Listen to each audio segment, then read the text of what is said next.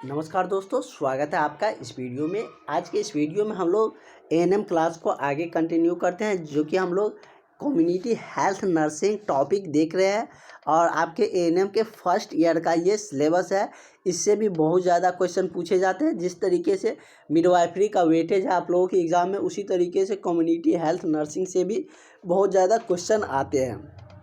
और किस टाइप से क्वेश्चन आते हैं वो सारा कुछ हम आपको बता के आगे बढ़ते हैं। और सारा क्वेश्चन में हम आपको सारा कुछ डिटेलिंग्स भी बताते हैं। डेली आपकी क्लासेस चलते हैं, नोट्स आपको सारा कुछ मिल रहे हैं। जो भी अभ्यर्थी क्लास ज्वाइन किए हैं और जो अभी तक क्लास ज्वाइन नहीं किए हैं, वो सारे अभ्यर्थी इस नंबर पर कांटेक्ट करके क्लास ज्वाइन कर लीजिए। क्योंकि बीटीएससी 10,709 एएनएम आप देख सकते हैं कि किस तरीके से फंसता जा रहा है। उसमें लगभग 3 केसेज हो चुके हैं, तो उसमें बहुत समय लगेगा। इससे पहले आप जो नया बहाली आने वाला है उसमें आप जॉब कर लेंगे अच्छा से निकाल के एग्ज़ाम। क्योंकि अब जो नया बहाली आने वाला है उसमें एग्ज़ाम पैटर्न नहीं रहने वाला है, उसमें कोई गुंजाइश नहीं एग्ज़ाम के अलावा।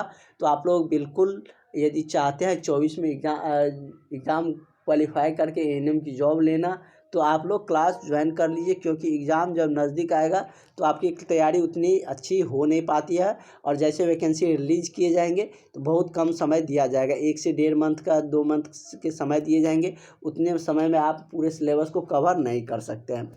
हम आपको जब तक एग्ज़ाम का डेट आएंगे उस टाइम हम लोग रिवीजन कर रहे होंगे या टेस्ट लगा रहे होंगे, जो कि मॉक टेस्ट है वो देख रहे होंगे। तो आप लोग ज़रूर क्लास ज्वाइन कर लीजिए, आपको निश्चित ही बेनिफिट होंगे और आपका तैयारी बहुत ही बेहतर होंगे। कोई भी एएनएम का एग्ज़ाम आएगा उसे आप अच्छे से निकाल सकते हैं।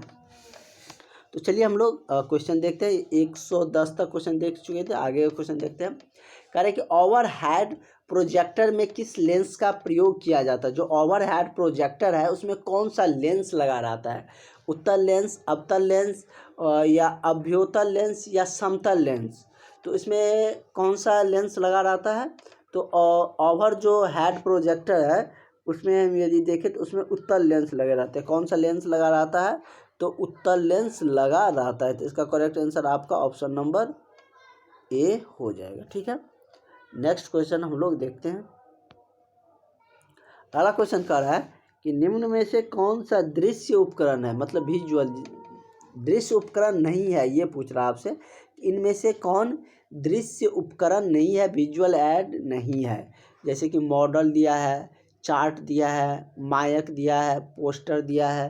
तो इसमें कौन विजुअल उपकरण नहीं है, ये आप ऑप्शन से देखकर बता सकते हैं। तो क्या है, मायक एक विजुअल दृश्य उपकरण नहीं है। तो इसका करेक्ट आंसर क्या हो जाएगा, ऑप्शन नंबर आपका सी हो जाएगा। नेक्स्ट है, इस टॉपिक में थोड़ा सा आपको ईस्वी वाला क्वेश्चन देखने को मिल सकते हैं। जैसे कि हमने आपको पहले ही बता दिए कि ईस्वी वाला क्वेश्चन इसी तो टॉपिक से आते हैं और पूछे जाते हैं। हर एक एग्जाम में 2-3 आपको क्वेश्चन इससे देखने को मिलेंगे। और इस टॉपिक में आपको 15 से 20 ईस्वी वाला क्वेश्चन है, उसमें से 2-3 क्वेश्चन आपको मिल जाएंगे एग्जाम में। कंपटीशन एग्जाम में उतना मिल गया बहुत है आपके लिए। कह रहा है कि IMNCI कार्यक्रम शुरू कब किया गया। तो IMNCI जो कार्यक्रम है वो कब शुरू किया गया था, तो 2006 में शुरू किया गया। कब शुरू किया गया, तो 2006 में शुरू किया गया था। तो इसका correct answer option number B हो जाएगा। ठीक है, अगला क्वेश्चन है कि जननी सुरक्षा योजना शुरू किया गया था। तो जननी सुरक्षा योजना कब शुरू किया गया था, तो ये योजना 2005 में शुरू किया गया था। कब शुरू किया गया था, तो ये 2005 में शुरू किया गया था। जिस तरीके से सरकार के द्वारा बहुत सारा, जैसे उज्ज्वला योजना चलता है और भी बहुत सारा योजना चलते हैं, तो उसी तरीके से एक योजना शुरू किया गया था 2005 में। तो उस योजना का नाम था क्या, जननी सुरक्षा योजना। अगला क्वेश्चन कह रहा है कि वंदे मातरम योजना कब शुरू किया गया था।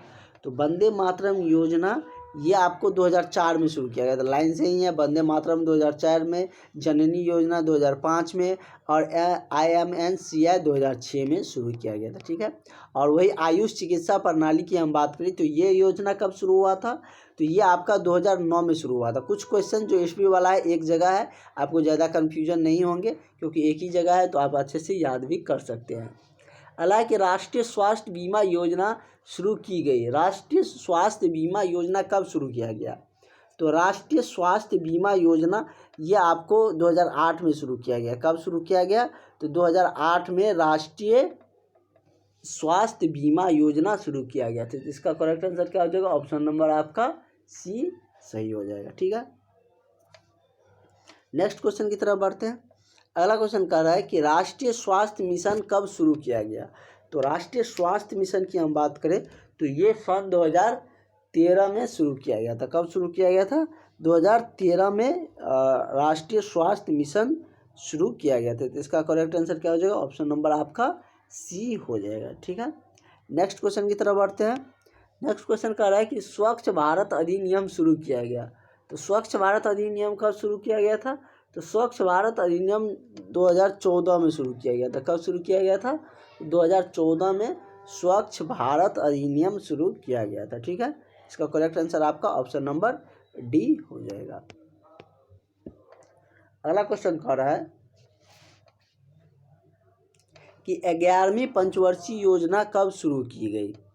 तो 11वीं पंचवर्षीय योजना की हम बात करें तो ये आपका शुरू किया गया था 2007 में। ठीक है, 12 पंचवर्षीय योजना चला है, जिस पंचवर्षीय योजना में बहुत सारा चीज़ लागू किए गए थे। तो इस तरीके से मतलब रूस से लिया गया है पंचवर्षीय योजना।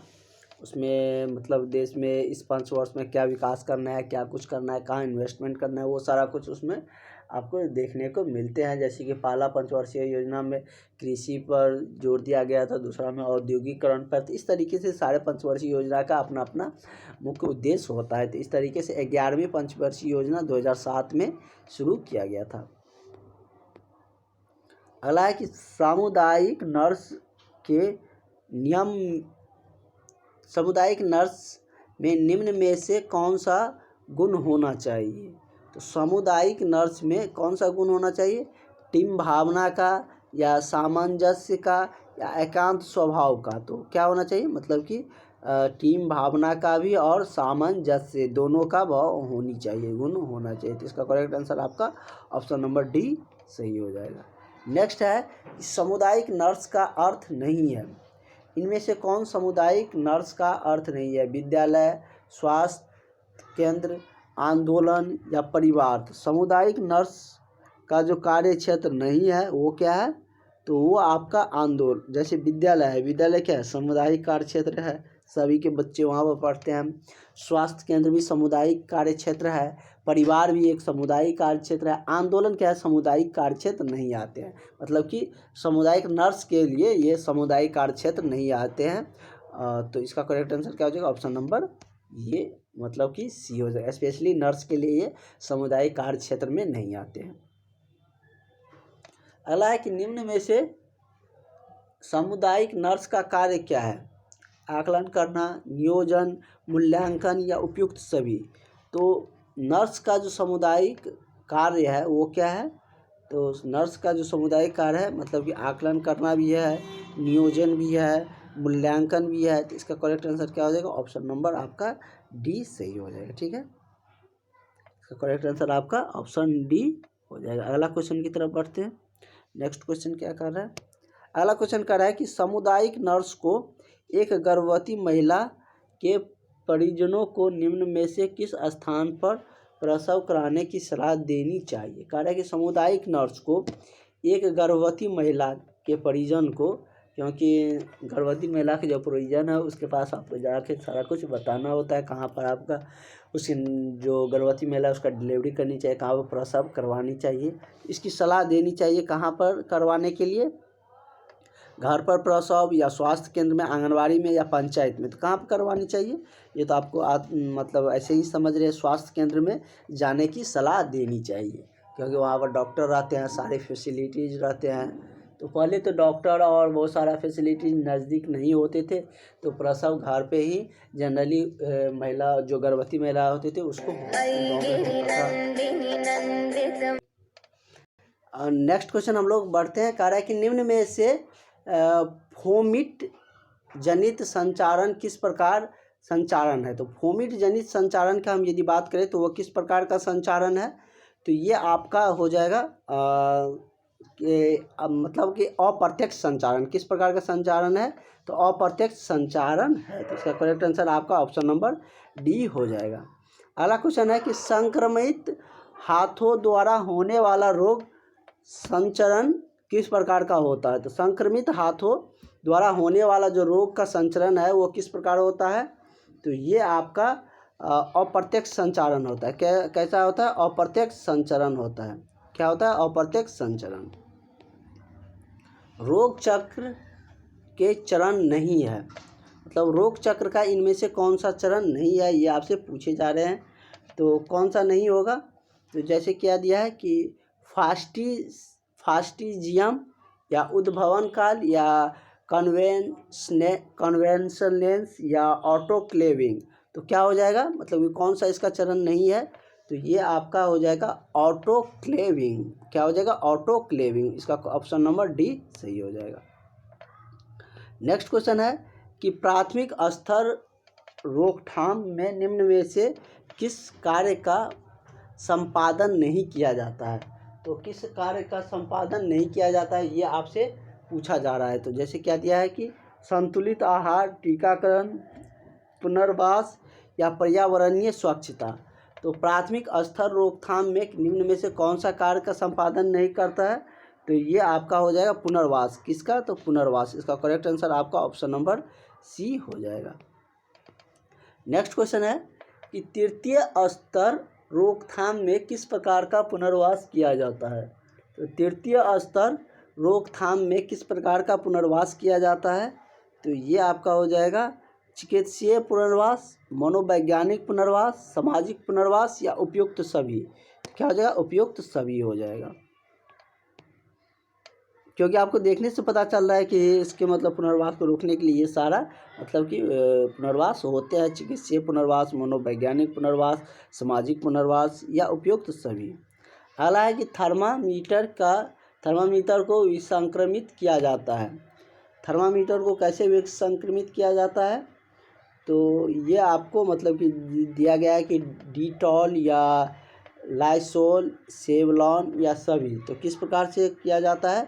तो ये आपको मतलब कि डिटॉल या लाइसोल या सेवलॉन मतलब सभी के द्वारा थर्मामीटर को जो विसंक्रमित है वो किया जाता है। मतलब कि थर्मामीटर यदि संक्रमित हो जाता है तो इसके द्वारा आप उसे साफ करके विसंक्रमित कर सकते हैं। किससे? तो डिटॉल से, लाइसोल से, सेवलॉन से। तो इसका करेक्ट आंसर क्या हो जाएगा? ऑप्शन नंबर डी हो जाएगा। ठीक है,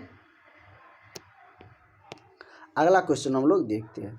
अगला क्वेश्चन कह रहा है कि ऑटोक्लेव में तापमान रखा जाता है।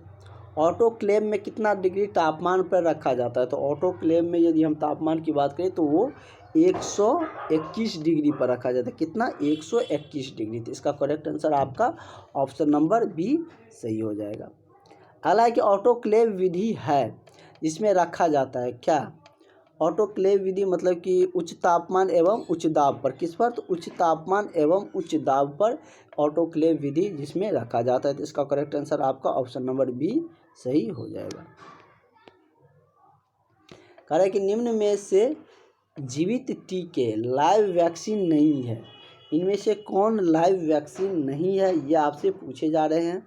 तो कौन सा इसमें लाइव वैक्सीन नहीं है? जैसे कि दिया है BCG, OPV, मैसल्स या TT। तो कौन हो जाएगा?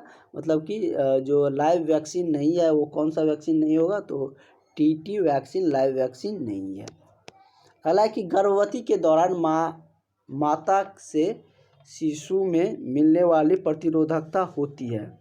गर्भवती के दौरान माता से शिशु में मिलने वाली प्रतिरोधकता होती है कितना? तो ये प्रतिरोधकता जैसे इसमें दिया है कृत्रिम सक्रिय, कृत्रिम निष्क्रिय, प्राकृतिक निष्क्रिय, प्राकृतिक निष्क्रिय। तो इस मतलब 2 बार प्राकृतिक निष्क्रिय दे दिया। तो क्या हो जाएगा? मतलब प्राकृतिक निष्क्रिय उसकी प्रतिरोधकता को क्या कहते हैं? मतलब कि प्रतिरोधकता होती है। तो इसका करेक्ट आंसर आपका ऑप्शन नंबर डी हो जाएगा। अगला क्वेश्चन की तरफ हम लोग बढ़ते हैं। अगला क्वेश्चन कह रहा है कि निम्न में से संयुक्त टीके का उदाहरण नहीं है, इनमें से कौन संयुक्त टीका का उदाहरण नहीं है?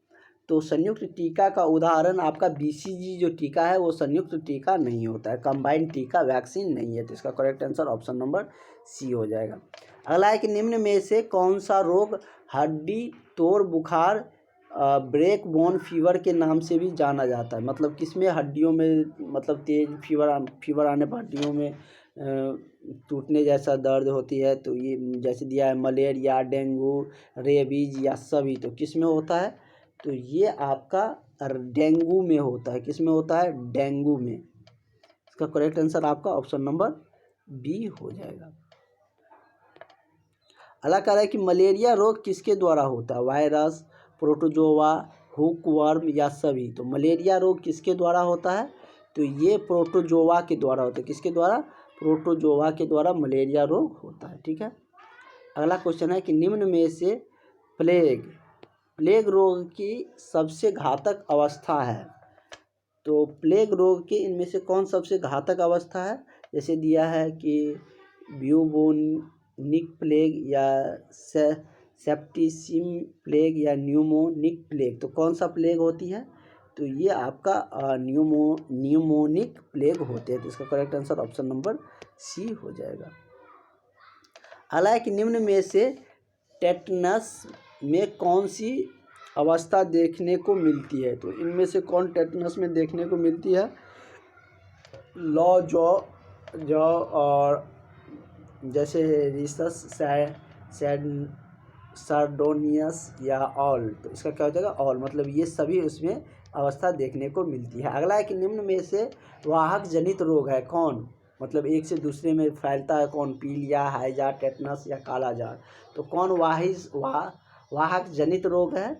तो वाहक जनित रोग की हम बात करें तो वो कौन है? काला जार है। कौन है? काला जार है। इसका correct answer option number D हो जाएगा। अगला है कि परिवार नियोजन कार्यक्रम का उद्देश्य नहीं है। परिवार नियोजन कार्यक्रम का इनमें से कौन सा उद्देश्य नहीं है? जैसे दिया है कि प्रजनन स्वास्थ्य को बढ़ावा देना या बच्चों के मध्य 3 साल के अंतराल या गर्भ निरोधक साधनों का उपयोग बढ़ाना, या इनमें से कोई नहीं। तो परिवार नियोजन का उद्देश्य इनमें से कौन नहीं है? तो ये आपका हो जाएगा क्या? तो ये आपका परिवार नियोजन का उद्देश्य इसमें से कौन सा नहीं होगा?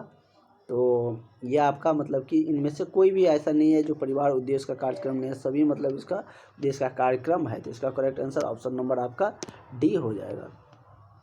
नेक्स्ट क्वेश्चन हम लोग देखते हैं। अगला क्वेश्चन कह रहा है कि पारिवारिक स्वास्थ्य नर्सिंग प्रक्रिया का भाग नहीं है।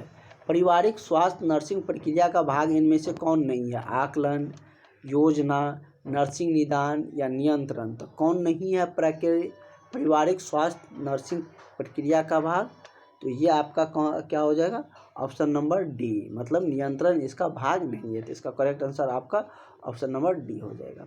इस तरीके से हम लोग सारा क्वेश्चन, लगभग बहुत सारे क्वेश्चन को देखे हैं, और नेक्स्ट क्लास में आगे क्वेश्चन कंटिन्यू करेंगे। आज फिलहाल इतने रहने देते हैं, और नेक्स्ट क्लास में और लंबा क्लासेस चलेंगे। और आप लोग यदि अभी तक क्लास जो भी अभ्यर्थी ज्वाइन नहीं किया है, क्लास ज़रूर ज्वाइन कर लीजिए। आपको निश्चित ही इस क्लास से एएनएम की तैयारी बहुत बेहतर होंगे।